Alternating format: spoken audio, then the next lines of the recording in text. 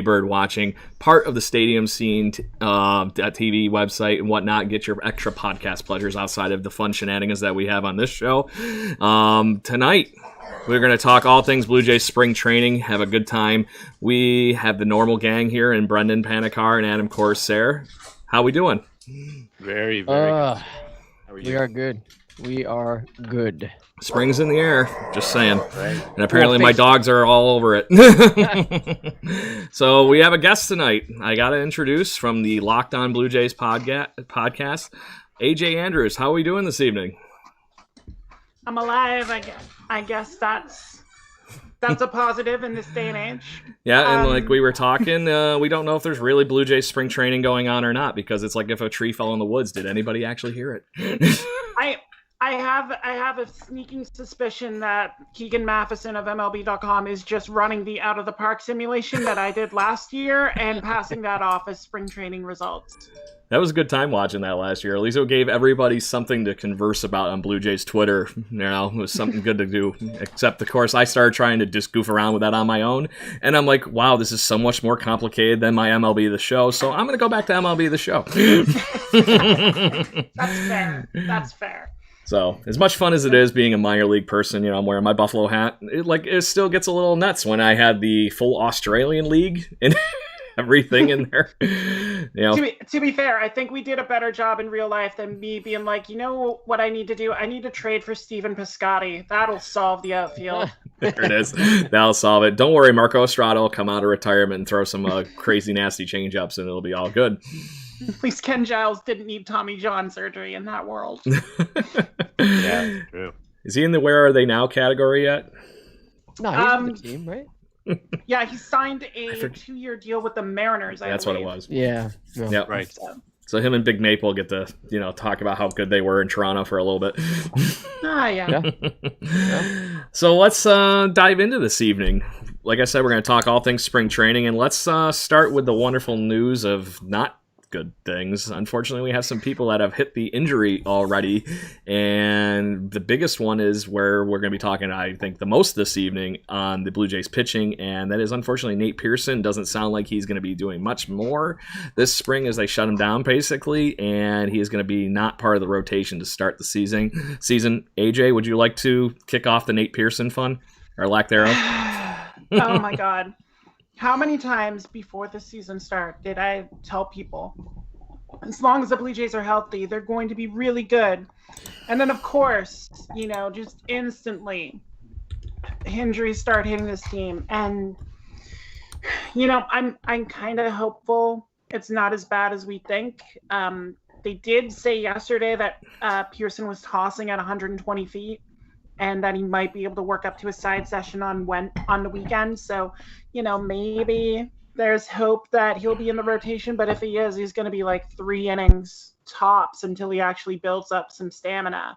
So it's just another thing that, after all the optimism and all the Blue Jays are going to contend for the division crown, it's nice to know that the baseball fates still don't actually like Toronto enough to, give them a worry-free spring.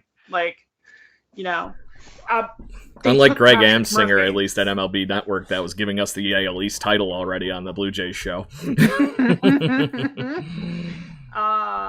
I've been trying to temper my optimism. I've just been going on every podcast on the Locked On Podcast Network saying it's between us and the Yankees. Don't even get yourself fooled. I gotta go real quick. I'll be right back. You guys talk about that. Yep. Sure. But yeah, it's just another one of those things, especially for a guy like Pearson who's been injury prone since they drafted him. I mean, it's why they were able to draft him where he was. Just it's another thing added onto a laundry list of injuries that, you don't really need to be worrying about already with this team. Sorry about that. Dogs felt like fighting over a bone. All good. Guys, it's all right. Literally. I'm carrying you. Well, we did It's invite, fine. It's somebody fine. that's used to doing this daily, at least on the show. Yeah. So, That's No why I worries. stick to cats, man. I Yeah. stick to cats. damn dogs with their bones. So, Brendan, you want to pick up on that, or what did I miss out? Absolutely. No, AJ, I completely agree with you on a lot of what you said there. It is very difficult to temper expectations. I know I've had that issue this entire offseason, especially after Springer was signed. And then the excitement after they were supposedly signing Michael Brantley, to have that fall through, to only have Marcus Semien come through just a week or two later, picked right back up where we left off. And you know what? I've said this a few times, the addition of Kirby Yates is one that had me super stoked as well. So they had such a good few weeks of this offseason in January, where I was thinking along the same as you, AJ. I'm just thinking, yeah, it's them and the Yankees again. I will never, ever, ever count out the Rays myself. I know they have a lot of young studs in that rotation, but in a similar vein, the Rays have had a lot of arms over the last year or so that kind of fall in the same kind of category as Nate Pearson. Extremely talented, but have dealt with injuries, more so down in the minors than at the majors. But regardless, it is a roadblock and a speed bump that the Blue Jays did not need at this point. And it's why when all of this started to come out on Saturday, I think it was, Adam, you texted the group that we got going on in text message saying this is why we need to sign Jake Odorizzi. And they ultimately missed out on him, not to start going down that direction. I know we're going to talk on that later, but it would have been nice for the insurance. But I will say, I'm sure this will be talked on later too. It has been nice to see Steven Matz start spring really, really strong. Oh my Very God, much so. Steven Matz. Yes. Yeah, no, get hype, feel, right? I feel so much better now after defending that trade so hard. Like, why did we trade for a guy with a 9.63 ERA? I'm like, well, he was injured and the Mets were bad. Give him a chance. Exactly. So- Just wait. Temper expectations, like you just said. Exactly. So, Adam, you want to put a bow on the Nate Pearson fun pitching? Yeah, I'm sure my reaction was not dissimilar to anyone else's. That's a Blue Jays fan, which was fuck. It was one of those things that we already knew how fragile this rotation was, and how not to say that there isn't any need or any justification for any optimism. Of course there is. Any team that's walking into spring training, well, most teams that you walk in with spring training, you always have hopes up high, but the optics weren't as sexy as they would be if we did sign a Jake Odorizzi or did have Taijuan Walker come back. So I do think that in this regard, it definitely shows that the Blue Jays has a little bit of a sense of fragility when it comes to their rotation. I'm just thankful that this is happening in the beginning of the season rather than towards the middle. Not to say that these games won't matter. Of course, every game matters, but I'd rather give Pearson the time to heal up at the jump and then get his footing in to start the season, rather than having this blow up post-trade deadline or maybe before the playoffs. Knock on desk, none of that ever happens. I probably just fucked that up for everyone. But I just think that it's showing, and if we can harness the upside that is being advertised with the Blue Jays rotation, I think we're going to be okay. I don't think this is a cause for too much concern, but it's definitely something that they have to address. But having said that, you have people like Anthony Kay, who I am very high on, that if need be needs to make a spot start here or there. I feel good about it. I don't feel great, but I feel okay about it. I think he can hold it down at least until, if need be, until the rotation gets sorted out. So, all in all, fuck, but we're gonna be all right. Yeah, I was gonna say the depth on this team's good enough that if you need an Anthony Kay or a TJ Zoik to make a start, I mean, you're not going to be hurting too bad. It's when Tommy Malone starts making starts for this team when things are just absolutely off the rails. I'm surprised nobody went to the Roark comment. It's right there. He's already there. Is he slotted in? Is he guaranteed? I think For so. now. I think Yeah. right now, who else are you going to trot out there that has the major league experience? Otherwise, you're just having the Thunderdome of guys that are like, fighting it out for that last spot that are all about the same, and you're hoping somebody rises to the top. And look, we should all be going into the season optimistic, as we deserve it as Blue Jays fans over the last few years. I think the last year I went into a season actually legitimately excited was 2016, following the 2015 run. But when you go through and look at the depth chart, not to get too dark, but the only person who right now would be labeled as durable and reliable from an injury standpoint would be Roark, and that's unfortunate. You ruined it. Ross AJ. Stripling doesn't get injured. Ish. Ish. Keyword ish. One thing I just want to mention one thing that I thought honestly was not the worst situation out of this whole Nate Pearson thing. Obviously, yes, the biggest problem is that they're going to have to build up his innings again. But this is also a guy that hasn't pitched a ton of innings in Major League Baseball or even in the minors for all that matter. So this is a guy now that we're going to be able to ease into the rotation and instead just hurry up and get out there and just be the future, basically, right? He's going to be able to come in a little casually, make sure he gets healthy in the that extra month even in Dunedin, just to make sure he builds up his innings in some sim games with the minor leaguers that are left. Obviously, going to be hanging out in the Blue Jays' wonderful training facility for a lot longer now that the minor league season's even that much more shifted. So I think he's going to be able to get that inning count back up. I do agree that you're not going to just trot him out there and hope that you get the best 3 innings out of him right off the bat, like you had said, AJ. But I'm not. If I'm going to have like something like this go on, and yes, a groin injury being a nagging injury for a baseball player, get him right, and then just let him come in, and then, like I said, maybe some of the pressure it'll be off because somebody might be actually doing well. We've already seen a lot of guys turn around and have some really good springs so far that we're going to get to here, and some of our surprises from standout performances. But am I wrong thinking that kind of thing as far as, okay, maybe he doesn't have to chew up 200 innings in his rookie season now, like Trent Thornton did a couple of years ago? I really don't think so. And like you saw that in the Blue Jays strategy of pitchers they were acquiring, even starting last year. It's why they have guys like Ross Stripling and Thomas Hatch, and even a Tyler Chatwood, who's being counted on as a solo inning guy, but can go 2 if needed. And Trent Thornton, as you said, we all kind of forgot about him because he was injured pretty much all of 2020, but he's going to be back in the mix as well. So that's an additional source of innings for this team that has really been playing mix and match with guys. So it's not like it's a foreign situation for them. And, I wouldn't be surprised if Pearson was just 5 and dive all year. Like, I would be amazed if he got a quality start at this point, just because of the durability issues. If he builds up to that point, maybe July or something, great.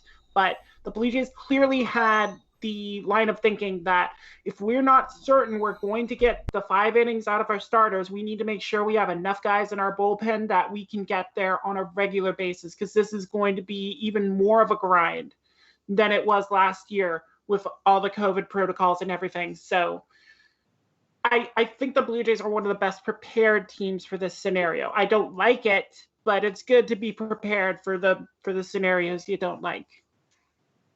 It reminds me so much of Aaron Sanchez. I don't know why this just screams Aaron Sanchez to me. I hope not. Don't say it. Or at least can we So get Nate Pearson's gonna 2015 be 8? pitching for the Giants in 5 years? Yeah, but on a pretty good contract too, right? Very team friendly. So we'll see one Cy Young caliber season from Nate Pearson, is what you're trying to say. Can that at least be this year so we can actually That'd be nice. run with it? But I agree. I agree with what you said, AJ. I think they are very, very well positioned. And honestly, last year put them in that good of a position because you saw guys like Kay and Zoik and Merriweather and other arms go out and pitch multiple innings, or they would do the piggyback on every 5th day with Chase Anderson and sometimes or most of the time Tanner Roark. So one thing I don't think is being talked about enough, maybe just because I haven't heard it from other clubs quite yet, is the fact that there was only 60 games last year. There wasn't a whole lot of innings that went around. Would it surprise anybody if teams with depth, kind of like the Blue Jays do have, go with a 6-man rotation just to start, or do you feel that they would load up in the bullpen more and do every 5th day? Because I could see a rationale for teams going every 6th day, at least for maybe the first month and a half, until maybe you match last year's innings totals, and then you go full throttle and go 5-man rotation, and the 6th guy goes back to the pen. It's interesting. The Blue Jays are definitely well positioned for that. Sure. Given they do have essentially 6 starters, with Stripling currently being that 6th man, expected to be like that swingman type. But the only thing I worry about with that is, yeah, you are putting a lot more pressure on the bullpen if these guys can't go out there and give you at least 5 innings right off the bat. Sure. And that's what would have me worried. I mean, you have a guy like Hyunjin Ryu, who is going to go out there and do 7 because that's just how he does. It's the rest of the rotation you have to worry about. And while signs have been promising so far with guys like Robbie Ray and Steven Matz showing better control than they did in 2019, you still don't want to really play roulette with that. You want to make sure you have the arms available so you don't start burning options, having guys like I used to say, just ride the QEW up from Buffalo. Now I can't even say that. It's like I cross a locker room here at the meeting or something. Like, I don't know. I thought that was kind of interesting, Brendan, where you went with that, and where the I was listening to a podcast earlier this week, and Tyler Glasnow was on for the Tampa Bay Rays. I can't remember which podcast I was listening to, but actually it was Chris Rose. He's got his new show. Okay. So, and they were talking about how the Rays pieced all the innings together last year, and basically more or less he was a little upset that he basically never pitched past the 5th inning. Right. Very similar to, we heard from certain guys that thought they deserved more innings that really didn't last year.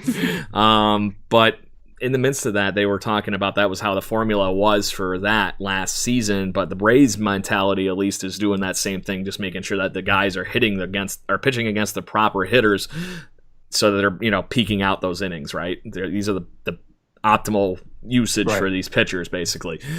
The Blue Jays, at least to start the season, we have that extra roster spot, and that's good for the first 2 months, something like that, if I recall. I can't remember. Yeah. It's not the whole season, I know that, but that extra guy, you are carrying probably a guy that's a little longer guy. So, like, if somebody is dancing on that line, and, like, let's say Anthony Kay doesn't make the bullpen, he's that guy that's probably that extra person that is already stretched out, that is at least ready to do 2 innings a couple nights a week. Right. I think the plan is to keep Kay stretched out as a starter, because I think at this point he's next man up. If they had enough injuries, Kay would be the next one called up, and I think that was the plan, even if the minor league season's delayed. And that's made a lot easier given that the Blue Jays actually have some lefties in the bullpen besides Ryan Borucki who are actually looking good so far, so they don't need to force Kay into that role. But yeah, I have to imagine he's going to be kept stretched out. Zoik's going to be kept stretched out.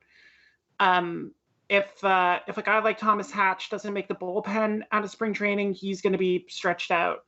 So they're going to have their options for guys to come in and try and eat those bulk innings, hopefully without having to try and piecemeal. But again, as you said, that's where depth is key, especially in a season like this. Yeah, it's going to be all over the place, right? Don't you feel that this is the way baseball is trending anyway, away from the stereotypical 5-man rotation and utilizing those innings to, peak out top performance? It just seems that the data and the analytics are lending credence towards the notion, and you're hearing this more and more, that, third time through the order, that's territory that you don't want to trot in if you're a pitcher, right? Or maybe you do, but the management doesn't want to see it happen because, that's when things tend to fall off. For me, it seems that if not this year, maybe the Blue Jays are usually quite creative, and I wouldn't say they reinvent the wheel, but they do sort of take advantage of the data analytics, much like the Rays do, a little bit more than other teams traditionally would.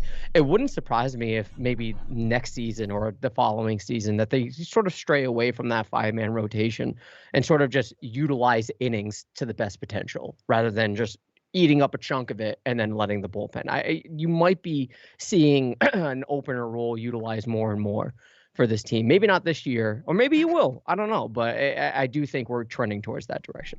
Well, that could be very well how you ease Nate Pearson back into it, at least, right? I just don't need Wilmer Font back on this team. In that kind of role. I was thinking the same thing, AJ. What about Liriano? There it is. I haven't seen Liriano in that role, but yeah, he's in that same kind of one mold wants as far as a bullpen arm. So anyway, let's talk. I think we've hit the nail on the head. Unless anybody wants to talk anything on how we are currently structuring this pitching rotation going forward. Anything else? It's a messy puzzle right now that we won't have the answer to until probably midway through April. Yeah. Kind of was making the analogy with some of my friends at work today that it's like we have a really crappy beer and we don't have quite enough head to really, trim off the top of it. It's not a Stella we got. We're working on like the Coors or something. Or you have don't call Coors beer. Yeah, you have really, really good beer, but it's warm. Yeah. Oh, I forgot to tell AJ that apparently, our new sponsor was Coors, but don't worry about it. Sorry. Oops. I'm nothing if not truthful. So Coors is not beer. Buy something else. There it is. The worst is when dark beer gets warm, like stouts and porters. That's It's just the worst. terrible. It's the worst. We always make the joke here in the States that Keystone and Coors is made in the same vat, and the Keystone is the stuff that sinks all the way to the bottom of the vat. Coors is the stuff they trim off the top. I wouldn't be surprised. Crazier things have happened. So anyway, let's talk missing out on Jake Odorizzi. I'm going to let Adam kick this one off because I know he's been foaming at the mouth about this. Fuck. No. Look, it didn't seem that, after the Springer signing, it seemed that the Blue Jays management, if you read between the lines, made it quite clear that they're not going to go out and spend on a high-profile free agent. And, with the groin strain for Pearson, you thought that might would have, forced their hand to make a signing for the addition. Because to me, it just seemed to fit, right? We're down a starting pitcher. You need a starting pitcher. Hey, this one's available. And of course you had the interest, quote unquote, that the Blue Jays inevitably have with every single free agent on the face of the planet. But am I disappointed? I guess, given the injury concerns that we all have with Nate Pearson and others in the rotation, sure. But I just don't see the money. And it seems that the Blue Jays are fiscally conservative when it comes to how they want to hold on to funds they may have in terms of extra funds for the trade deadline. This is a narrative that we've heard before, and I can't remember if it was with Alex Anthopoulos or this regime, that they said that they want to hold on to funds for the trade deadline. They want to have that extra cushion in order to make a more aggressive move than they otherwise would have been able to if a move is needed come the trade deadline. Maybe that's the route they're taking. I'm being sort of an optimist when it comes to this. I'd like to think that's what they're doing, and they have hinted that they're going to be aggressive at the trade deadline. They've also hinted that they want to be aggressive next offseason. So, am I upset that they didn't get Odorizzi? Selfishly, yes. But at the same time, the deal that he got, potentially 3 years, I don't want that for the Blue Jays. I don't want to go anywhere near that. And if that's what it took, then I think the Blue Jays did the right thing. Because, given that the 30 years possibly a player option, and if he starts to fall off, he's going to pick up that option just to get paid. And if I'm the Blue Jays, I think they made the right move. So selfishly, I would have liked to seen it if it was a 1-year deal. But given the deal that he got, I'm glad the Blue Jays didn't pursue it. Yeah, I'll let the Houston Astros deal with that, right? Yeah. Brendan, you want to pick it up? Sure. Yeah, it would have been nice from a durability standpoint. I mean, you go and look at Odorizzi's Fangraphs page, and he has made at least 28 starts ever since 2014. So on that front, he would have been a more durable option than what they currently have, and a better durable option than their current durable option. Not to keep on saying those again, but you just want to keep saying Roark. I don't care. Yeah, basically my way of not saying his name. But yeah, no, it's I agree with you, Adam. I would not be surprised if there's definitely still money, but if they were to make this kind of move, they may have been very, very close to being tapped out come the trade deadline. And you always want to keep something back. It makes sense because you might have to take on a bad contract. You might have to I don't know. There's so many different things that you can do with some extra money at the trade deadline. So, and I still am holding out hope that there will be a trade before the regular season starts with the 4 outfielders they have right now. Like, there's still, and we talked about it last week too. There's a log jam. Like, if Vlad wants to play third, then where does Kevin go? Where does Rowdy go? Who goes DH? And just trying to make the puzzle pieces fit, it leads to a constant cycle of guys in the outfield through DH and first base and third base. So if you want to clear that little log jam up a bit more, then a trade could happen. So do I think it will? No, but I'm not going to dismiss that possibility. From listening to AJ's last show, she was all over that whole keep their handle on everybody, I think, right? Somebody's going to happen. Something will happen. It always does. It's baseball. Yeah. So go ahead, AJ, if you want to pick that up with the Odo or the outfield thing. I'm happy with either. I'll leave the outfield because I've made no secret my desire to actually trade a member of the outfield in order to get starting pitching help. And that makes tons of sense. Yes. Yes, please. Sorry, got something caught in my throat there. But yeah, I was never too big on Odorizzi, even when at the start of the offseason, when everyone was like, "Oh, this is the kind of starter the Blue Jays are going to sign." I'm like, "Well, why?" Like, y'all talked about his durability with Minnesota. He was anything but last year. He only gave them 13 2/3 innings, and he was garbage during those 13 2/3 innings, giving up 10 runs. He did not look good. And, he looked like the kind of pitcher that, the Blue Jays would target. I mean, they signed Kirby Yates. They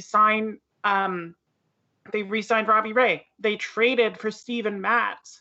But if you look at the price tags on those two players, Odorizzi signed a 2-year, $50 million deal with that player option. So it's basically a $24 million deal that the Houston Astros are going to wear like an albatross, which good. They deserve it.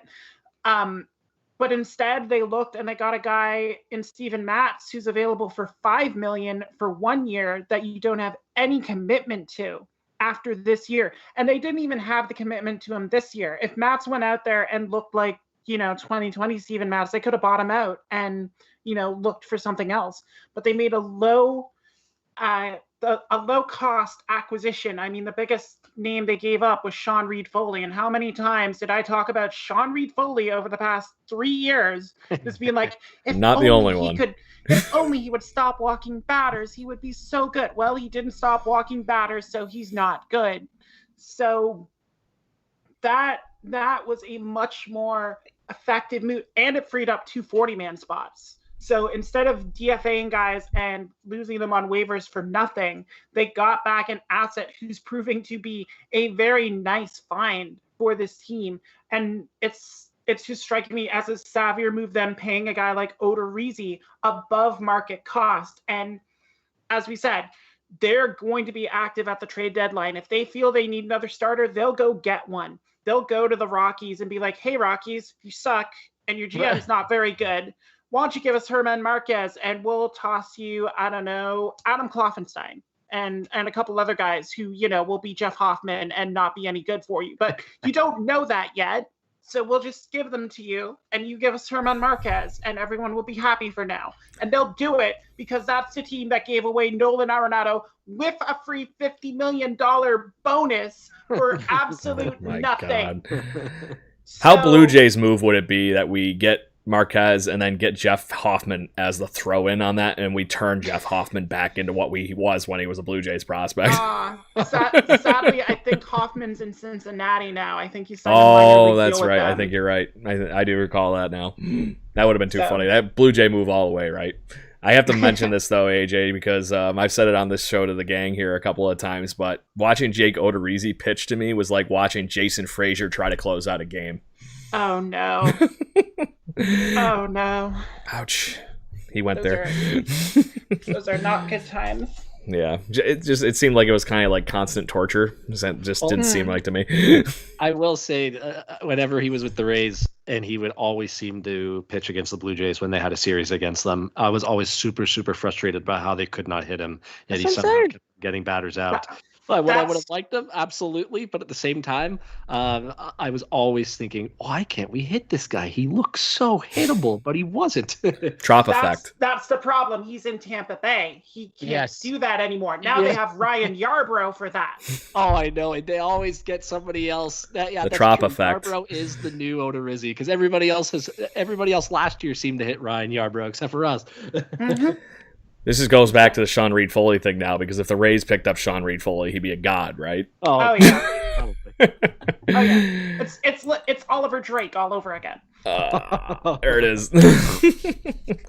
So let's dive into that outfield thing a little bit, and as far as where some of these conversations where things have been going this spring as position battles, how the lineup's going to form out, other than the fact that the lineup is going to absolutely destroy baseballs this summer. But going looking forward here, like we were talking about and Brendan alluded to, and we've kind of been circling around it a little bit here, there is some weird log jams kind of in this lineup and where some of those things are dancing into place here.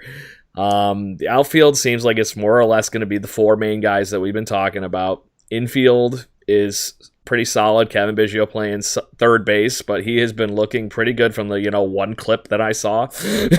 Goddamn so right. Exactly, Mr. Man Crush Monday here with Adam with Kevin Biggio. So, but then yesterday, the weirdest thing, and this is what makes me even wonder what's going on under the hood here, and I it's reeks of depth to me, but Lourdes Gurriel Jr. playing first base. What's going on, everybody? I really don't get it. Does anybody want to? Yeah, all this moving around piece stuff. I'll preemptive with this. Wilner is someone that I don't generally agree with, but he produced an article for the Star, and he kind of hit it on the head when he said, having super utilities or players that can be fluid in their positional abilities isn't always a good thing. And I think that when you're trying to utilize those players in positions in which they're not, geared for, it's sort of like square peg round hole kind of thing. It just, to me, it doesn't make sense. If you're going to try it, sure, during spring training, why not? If you want to give it a shot, sure. But to me, it's not broken in left field with him, so just leave him. And he's been thriving there. The arm strength is fantastic. I don't know why you would want to get rid of that by putting him at first base. You already have enough depth there, right? Cavan can play first, of course he can, because he can do everything. Vlad can play first, and he'll primarily be there. Rowdy can play first. There are plenty of options there that you can utilize if need be. So. I just think they were trying it out. I really hope we're not seeing this more in the regular season, because if we do, first of all, that's really bad news and someone's hurt. Again, knock on desk, that doesn't happen. But you got your outfield figured out. Don't mess with it. It's fine. It scares me very much to the fact that he finally found a proper place on the diamond, and now you're like, I'll just throw the wrench into it. Right. So, Brendan or AJ, you want to pick that up? Go for it, AJ. I was going to say, it's not a total wrench. He has played 4 major league games at first base. They have actually used him there at times when they've needed to play around. And, as much as we talk about health, Rowdy and Vladdy aren't bulletproof. They've had injuries in their careers, so it's nice to have another guy on the roster who can handle first base instead of, just plucking a random guy and telling them to play the position like they do with the outfield in later innings this spring. But that's just it. It's spring. Yep. It doesn't matter. You want to throw Cullen Large out in left field? You want to throw Breivik Valera in center? Go for it. Freaking see what they can do.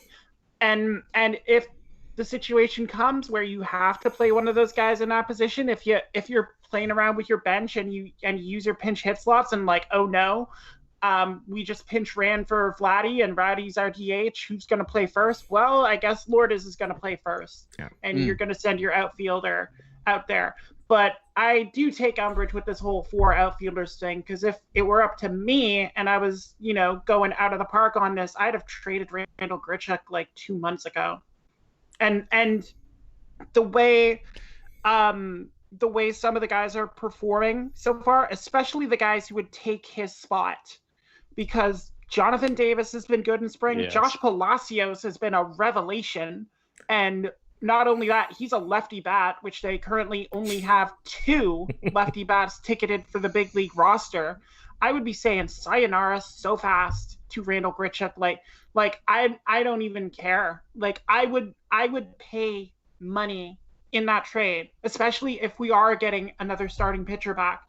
Like the Rangers. I know they don't have much for starting pitching, but I mean the Rangers will take anything these days. They're so desperate.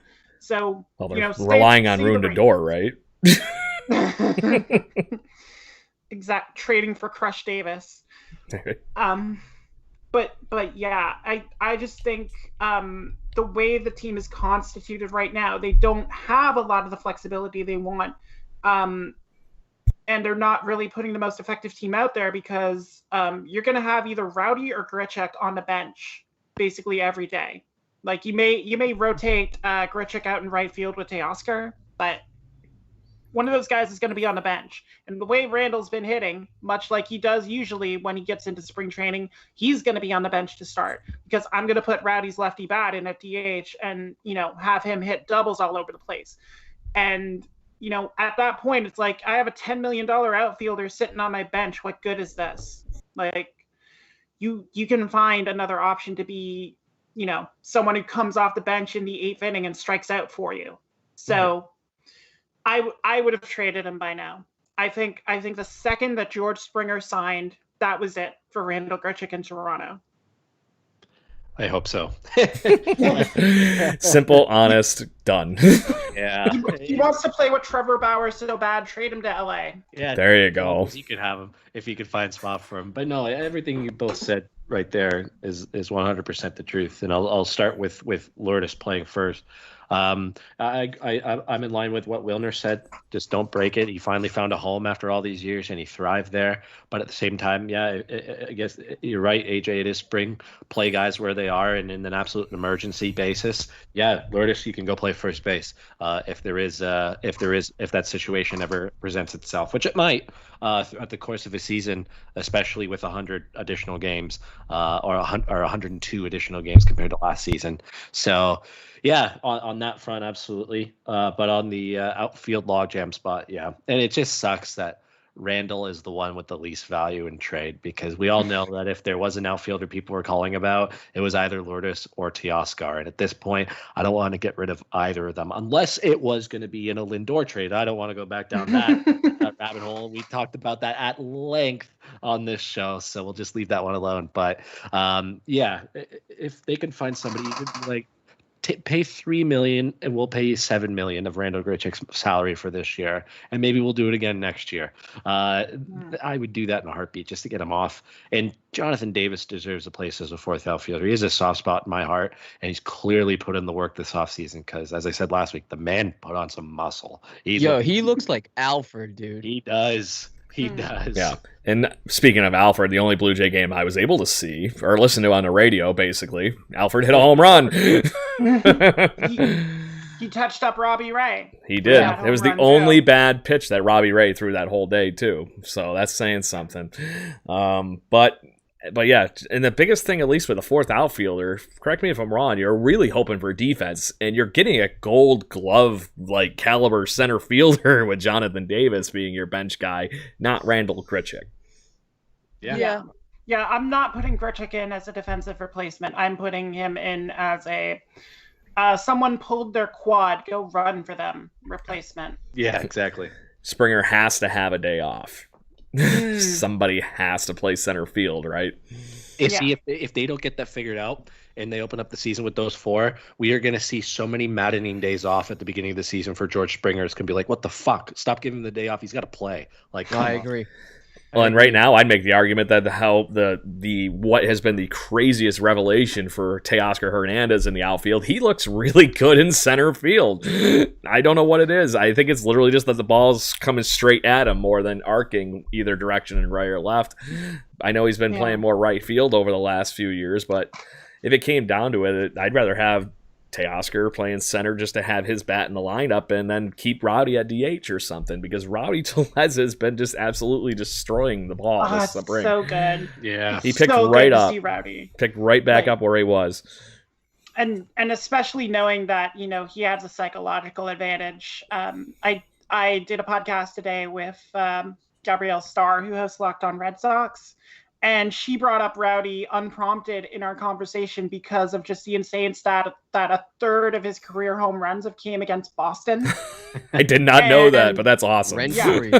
33 career home runs. He has 11 against Boston. A few of those were walk-offs, I think, too, weren't they? Rent-free. Yeah. Yeah, exactly. Captain Clutch.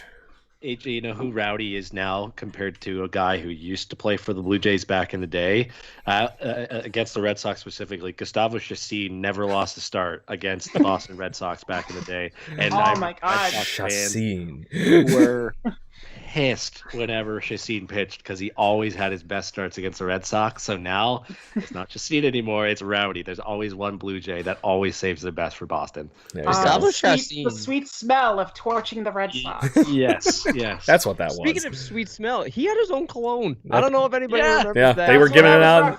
Yeah, they were giving it out at the ball game. On my elementary grade 8 grad school night, and I'm just like, is it bad that I want to go to the game for this? Kick off the summer, but also to get this cologne. I really want this alcohol spray on. Yes. That's probably all it was. High school Brendan was prepping for prom. Yeah. God. Yeah, I hear you. I do think that the logjam in the outfield is going to be an issue, but I just don't know that Grichuk is desirable enough for other teams. But you mentioned AJ, I think it was you that mentioned the Dodgers. I could be wrong, but yeah. All right. So if he wants to play with power, I'll take David Price back. He's volunteering to go in the bullpen. Oh yeah. What, you're wasting him in the bullpen, LA. Bring him back, and we'll just give you Grichuk. It's fine. No big deal. It's fine. We'll just trade salaries. We'll take all of that. You take this. Yeah. Done. We'll eat the entire contract, so you don't have to. Yeah. You just have to take 100%. Grichuk back. They'll get the freaking Kiki Hernandez they don't have anymore, right? He is in Boston. He's the Yeah, only he is in signing Boston they now. made. Is there anybody on this rotation not named Ryu, obviously Pearson? If we're high on Mats, then fine. That you would rather have than Price? I don't know that I would. Right now it's Ryu. He's the only one. Yeah, and maybe you might, given the durability issues, maybe I don't want to throw out this voodoo. Price might be more reliable than Pearson. I don't know that, but we just don't know. But I know David Price can make starts, right? And if he's going to be in the rotation, just soaking up 5 innings a game, which is, as we covered, the Blue Jays plan. Yeah, sure. And it's only $16 million a year. Yeah. Sign me up. Need something. Get some pitching at least, right? Yeah. Like I just think that makes too much sense for both sides. I mean, I think the third outfielder that the Dodgers are set to run is Matt Beaty, and you can't tell me you'd rather have Randall Grichuk than Matt Beaty going out there. At least, of course. At least Grichuk's gonna run into 20 home runs somehow. He always manages to. Maybe not at Chavez Ravine, but possibly. Those are some big damn ballparks out west. Yeah. But yeah, like losing Jock Pederson in the offseason, and you have the husk of AJ Pollock playing out there in center field. How do the Dodgers not need an outfielder? Yeah, especially something that's an easy write-off for them like that too. So just to mention, Blue Jays Nation on Twitter is going nuts over the Gustavo Chacín clone stuff. Just saying. The crowd goes wild. Has some, please. How old could that be? It's got to be what, 2006, 7? It was 2006. Okay, so we're on to 15 years now. Yeah. Smell it. See how it smells. Yeah. It would smell If you could terrible. give us and tweet us in the handle, of you doing the reveal video, like an unboxing, We'll have we you will on the make sure show. Blue Jay Nation is well aware of it. They have like hazmat suits with the clamps. Maybe that's the cure for coronavirus. Gustavo Shashin's It's what the vaccine's made out. No big deal. Yes. Oh my god. But anyway, I digress. Is that good for covering the state of the infield outfield situation before I think we have to talk catcher? And are we carrying 2, 3, who, all that kind of good stuff? I mean, I'm good with the outfield and the infield. Again, I'm not too concerned with it. I think AJ, you hit it on the head when it comes to first base. It's just spring training. But otherwise, I do expect fluidity when it comes to the remainder of the infield. It, maybe besides second base with Simeon, you're not going to see, and Bo at short, you're going to see a lot of flip-flopping at third and first, I fear. But whatever. Catcher, yeah, Craig, you can take it. Sorry. So, as far as it goes, no, that's so good. I'm used to you doing it. Yeah. Put 'em all out. So it's more or less coming down to like Blue Jays Twitter is full on enamored with King Kirk, and are we going to get a chance to see him like I saw him down in Bloomfield and just destroy balls into the wilderness at every major league ballpark? And are we really even entertaining the idea of having Reese McGuire as the backup catcher at this point? Because not gonna lie, has anybody read anything on Reese McGuire at all or heard anything on Reese McGuire on this? Which is hilarious because we heard more last spring. Yeah. So just Yeah, we saying. Yeah, He's we did. behaving. They beat that Reese McGuire story into the ground. So, but as far as it goes, is anybody making the vote right now out of this group to actually keep Reese McGuire on this? And because in my opinion, he's right now, if nobody's going to take him in a trade, he's just as expendable as we're talking about with the Randall Grichuk thing here. Yeah, I don't see a place for him. Ideally, if maybe if the minor league season was starting on time, you would give Kirk a little bit of time in AAA just to get his bearings going. But I think given the fact that he's he performed quite well for the team, he sort of adapted well, and the chemistry was there. All reports about him so far that I've read are positive with this spring. It's not unprecedented for a single A guy to jump up to the bigs. I think Osuna did the same thing, if I'm not mistaken. And Castro that same year. Yeah, Castro as well. I think he's earned it. If he can solidify his spot as the backup catcher, then fine. And I don't think McGuire has done enough to make me confident. And that's not to say that he's not, capable of being average. I'm sure that if the Blue Jays placed him on waivers, he would pass and no one's going to bite on him, really. So, yeah, I just don't see a spot. I don't want 3 catchers. Really, I don't. At least not to start the season. I really don't. We don't have Caleb Joseph, so why have it? Yeah. We're not getting that Ric Flair energy. I don't want that. There it is. Yeah, you're getting the different Ric Flair energy from Reese. Well played. So, there is a place for Reese McGuire, and it's Buffalo. Yeah. Yes. Like I'm sorry. The most glaring weakness on this team last year from a lineup standpoint was catcher. It was a black hole of offense until Alejandro Kirk emerged like the glorious golden adult child that he is and blessed the Blue Jays with the running skills of a gazelle. So he's ready. Like you talk about players making the jump from single A to MLB. He did it, and he did it well. So there's absolutely no reason for Reese McGuire to be on this team anymore. Not with Gabriel Moreno and Riley Adams available as depth options if you need them. And at least Adams and Moreno have experience. I believe they both have experience above single A. So it's not as big a jump for them if they're pressed into action. But I'm sorry, when you bat 073 after a season where, the most famous thing that you did not happen at a baseball stadium. It happened in a Dollar General parking lot. You don't get another chance. He had his first hit of spring today, single against Baltimore. He's batting 1 for 9. He's not put any work into that side of his game. And I've seen way too many banjo defensive catchers on this team to put up with another one longer than I have to, when I know that there's Alejandro Kirk awaiting unleashing upon the league, and they're letting him catch their main guys. Robbie Ray has been working exclusively with Alejandro Kirk in spring training games. Hyunjin Ryu was caught by Alejandro Kirk in their spring session. They're letting him catch their big name pitchers, and you don't do that if the plan is to send Kirk off to your minor league complex. So sorry, Reese, it's been fun. We've had a lot of jokes at your expense, but your time is up. You are the weakest link. Goodbye. Including what Jays Nation is tweeting out to me, that there was plenty of minor league ballparks last year that played Beat It during the Blue Jays spring training visits last year for Reese McGuire. Yep. Pretty sure the Rays did that too in the regular season when they played there on opening day. Ouch. So, but yeah. I couldn't agree more with what you both just said. I mean, and AJ, to your point, that's the most telling sign at this point, is if you are going to catch Robbie Ray in games and you are going to let them hook up with Hyunjin Ryu, the two of them, who right now are your two best starters in the rotation. I think that's the clearest sign at this point that Alejandro Kirk is going to break with this team.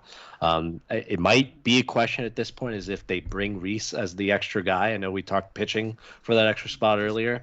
But at this point, especially if he continues on this poor of a spring, you could DFA him, get him off the 40-man, send him down to Buffalo, and he will probably clear waivers because he would be 2 seasons removed from 2019.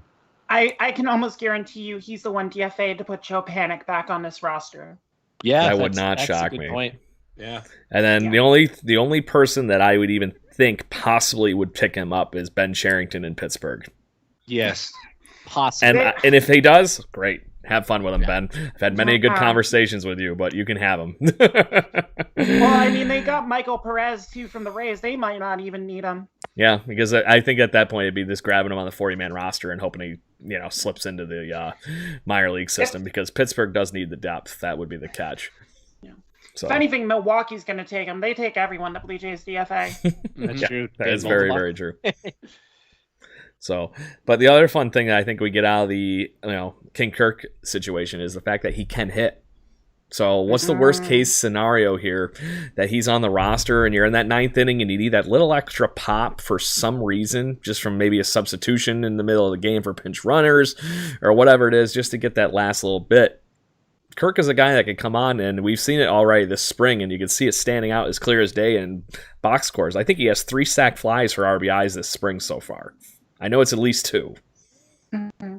So this guy's going to find a way to get people in one way or the other, because unlike a lot of major league hitters these days, he just puts the barrel on the baseball. It's almost like Tony Gwynn a little bit.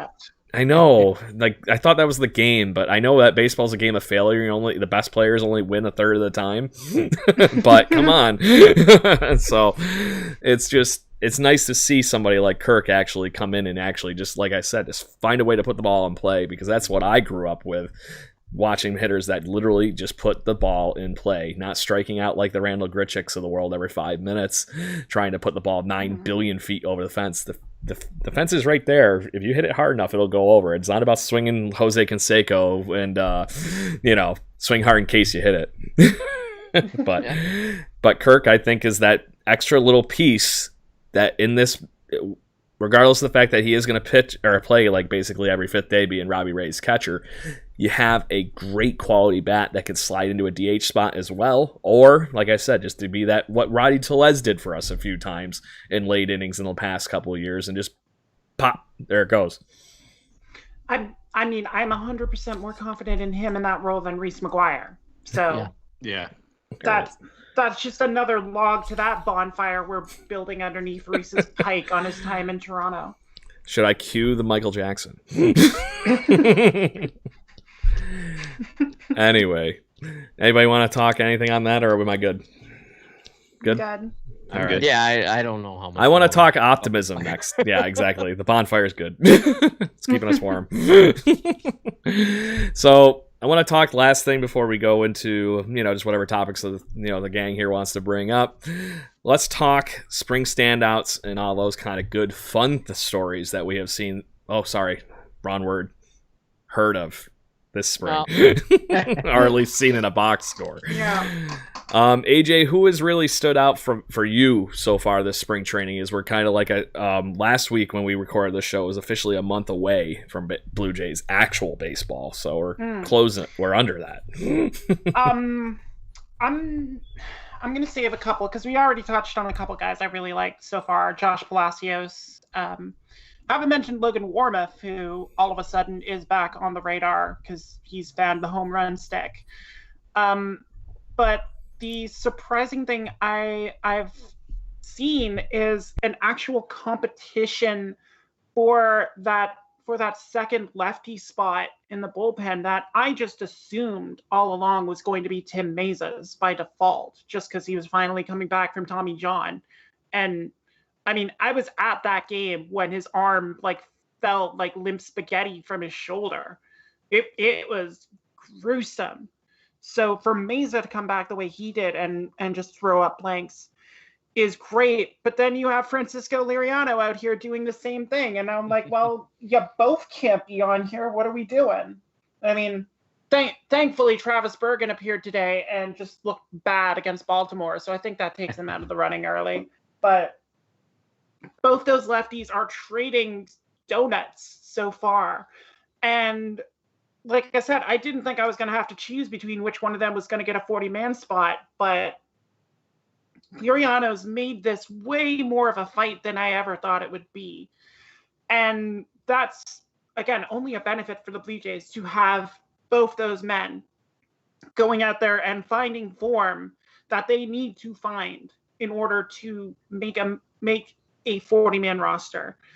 And, again, for a team that had Kirby Snead as their only other lefty option, Nick Algaya was never going to be in it, but Snead maybe had an outside shot. For these two guys to be like, no, we're going to be the lefty options, that's huge for a team that I see consistently constructed with only Borucki as the lefty in the bullpen. And I'm sorry, I'd take Meza over AJ Cole in a heartbeat. Stop putting him on there. So yeah, that's what I like. I'm happy there's a battle back there. I wanted the starting pitch to be good anyway. I'm pleasantly surprised that there are multiple options back there for the Blue Jays in the pen. Yeah, very welcomed piece of that, because that was the part that we started off with this whole thing being good last year, right? And that made the parts for the starting rotation at least kind of look a little better for the time being. So if you have more arms down there, great. Not to mention, I was a big Tim Meza fan to begin with. He's back and throwing the way he was. That's great. Good stuff. Brendan? Yeah, I think when you look at the bullpen coming into spring training, you looked at four main guys right off the hop, and that was Kirby Yates, who today said that he's right where he needs to be. So I think he can go full throttle once the season starts, and probably be the lockdown guy in the ninth inning like we all expected him to be.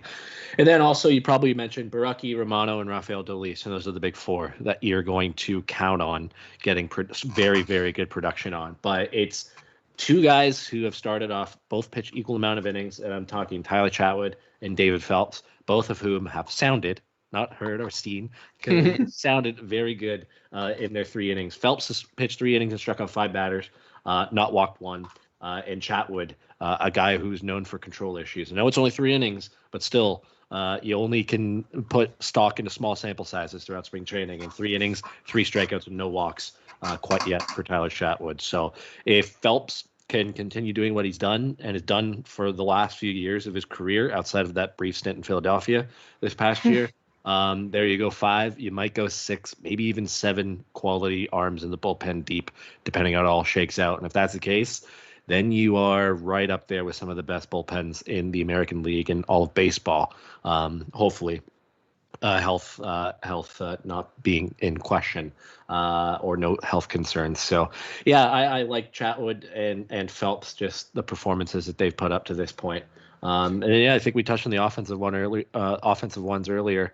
Palacios has been a very big surprise. Jonathan Davis has been awesome. So yeah, that's probably where I'm going to go. The bullpen is shaping up really, really good. And you can't hold Philadelphia against David Phelps. Any man who entered that Philadelphia bullpen last year was afflicted by the curse of the 100 ghost soldiers that just resulted in Philadelphia's bullpen being the absolute tire fire that it was. Oh, it was so bad. What was that? There was that one game where they were down, I think it was 7-1 late in the game, and they came back and won 8-7, and the Philadelphia just could not retire a single batter that came to the plate. It was great. So bad. It was lovely.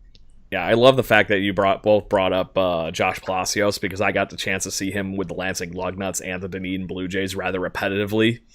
It just in my travels for my old job. And I'm like, there is something special about this kid. And if he can figure out what that last piece is, it's going to be special, because he's just got some really great tools. And I wonder how much of it was from him and Chavez Young, literally just skipping the States for this past winter and going playing Australian League baseball and just getting that chance to just constantly rake. There was something about that where you can just build your confidence up, and I really think that that's what we're seeing with Josh Palacios. Adam, your turn. Well, not to be redundant, I'll sort of shift gears. I'll say this. We've talked about Lourdes already, but from what I can't even say what I've seen, and I don't want to, sort of drill that in, but from what I've seen on Twitter, is that, there you go. With my eyes, I guess. Keegan doing a very good job of literally relaying the flies that are flying by him and the no hot dog vendors and barely, as you will do. Yeah, dodging it like the Matrix. I think Lourdes has been up to par, and I think this is the season that we can expect good things from. And I think so far during spring that is playing out. Again, I don't want to talk about the flexibility of him playing first base too much, but I just don't want to really see that mess with his hitting. And again, this is just trial and error kind of thing, so it's whatever. But so far he's been looking good. On the flip side, I know you want to talk about standouts, but people that have been rather disappointing, we were talking about Kirk and hyping him up. Danny Jansen I don't know. I'm getting a little worried about what we have, or rather haven't been seeing from Danny Jansen. I need to see a little bit more. And I think this is literally the put up or shut up year. If we're not going to get it from Danny Jansen this year, I think defensively we're in trouble. And offensively, there's only so many, times that we can have him just be that ninth guy in the lineup to just fill up a spot. We need to see some vast improvement from Danny Jansen. So far this spring, it hasn't been there. So I guess those are the two sides of the equation. Lourdes Gurriel Jr., for me, in terms of people that are everydays on this roster, has been putting up solid numbers, and I like to see that, and I hope it carries over into the regular season. I have no doubt that it will. Danny Jansen, man, I need to see more. I need to see more from him. Especially with the depth on the roster, too. We talked about Moreno and Adams, but we didn't even mention Philip Clark, who's having a pretty decent spring as well. And he's still a prospect, so he's another guy, if the Blue Jays do decide that Danny Jansen is what he's showing, it's not going to be a very fond farewell. They're not going to shed any tears. It's just going to be, all right, Riley's up, bye, Danny. Follow reset on the way out the door. So, also, I didn't really mention him at all. So I just do want to give a quick shout to Forrest Wall, who's looked good. They might actually have a decent AAA outfield for the first time in forever once that gets going with Wall, Palacios, and Davis probably. If they don't trade, Grichuk Davis is going to be there. I hope he's not, but you only do what you can do. Yeah. Yeah, I think you won the hearts of this group on that one, because we all love Jonathan Davis. Oh, yeah. So, on that note, I want to mention you touched on this a second ago, AJ, with Logan Warmoth actually returning to relevancy.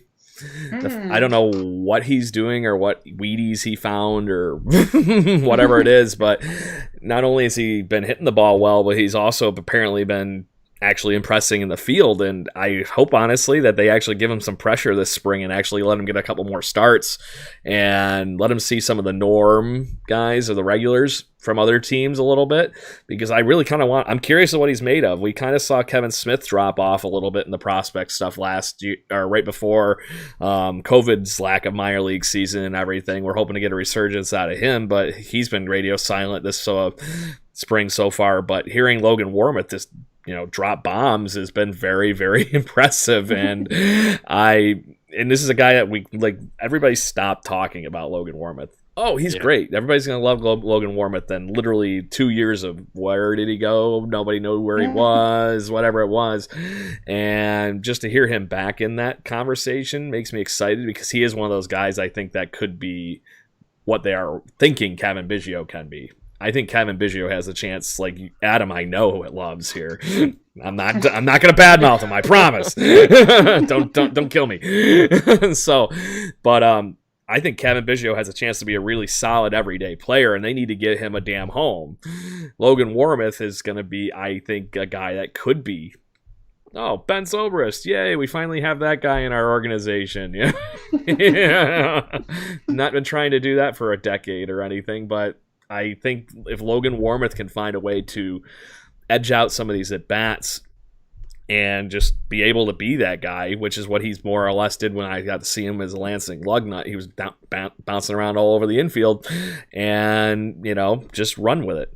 But that's where I'm at with Logan Warmoth, and I hope he gets a chance to show that a little bit this spring. And I had somebody else, but now I forgot.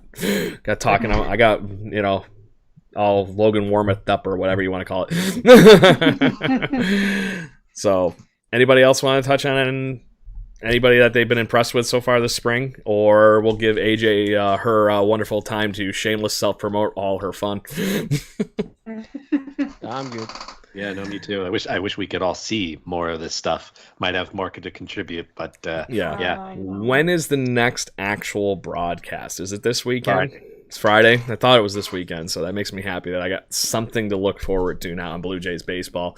And per how this whole thing even started out with us, inviting AJ on the fun this evening.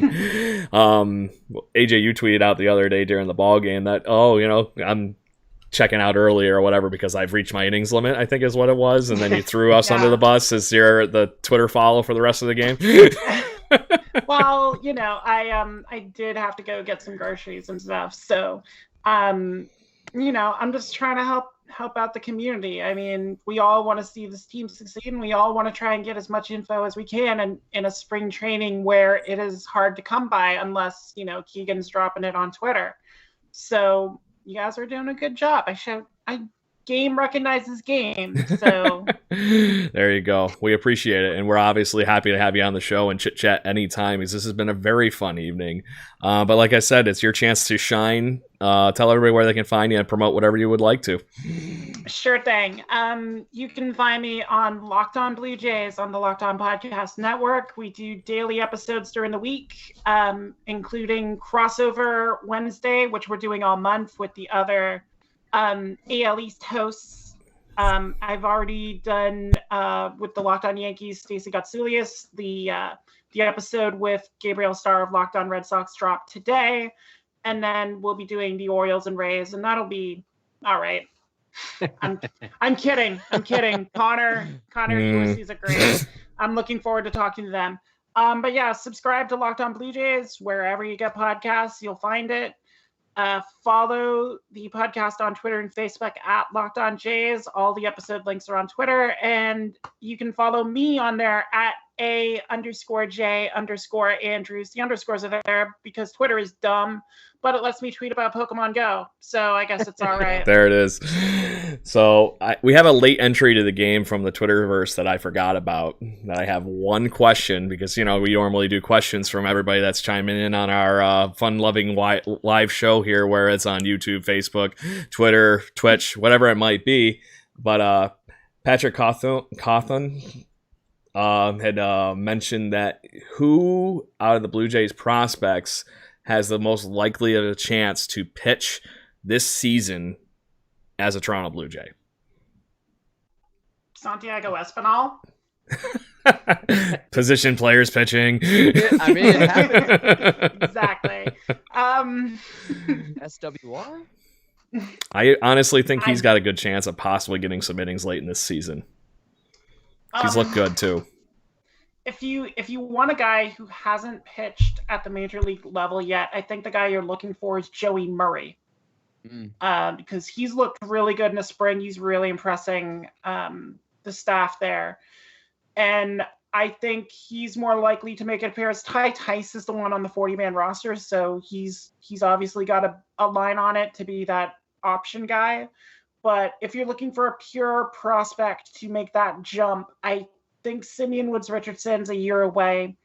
I think a guy like Adam Kloffenstein's a year away. Murray, and then I guess Alek Manoah has a shot, if only because he's a bit older and has a bit more experience than some of those other guys. Manoah, if they really get into trouble with depth, he could be a guy pulled up because he's also, had a decent spring performance. So, not to mention he's just built like a major leaguer. Oh my God. Makes all the big guys on the Blue Jays.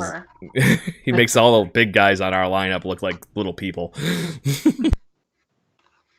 He's what happens when you start building like a hulking first baseman in MLB The Show, and you're just like, but I actually want to be a pitcher, and then you just swap it and don't actually change any of the sliders. He ain't throwing knuckleballs though. Yeah. Good deal. Awesome. So, anyways, AJ, it is a custom on this show since the Caleb Joseph pep talk to end with two claps and a Ric Flair and a Let's Go Blue Jays. So if you would join us, it is that time of the evening. Thank you, Blue Jays fans, and welcome. And make sure you follow us on Twitter and Facebook and all the wonderful places wherever you get your podcasting pleasures. We are there. And make sure you join the live shows and chit chat with us. We obviously love having you, and we had a great evening this evening with AJ Andrews. And ready, everybody? Two claps and a Ric Flair. All right. Woo! Let's go, Blue Jays. Happy belated birthday.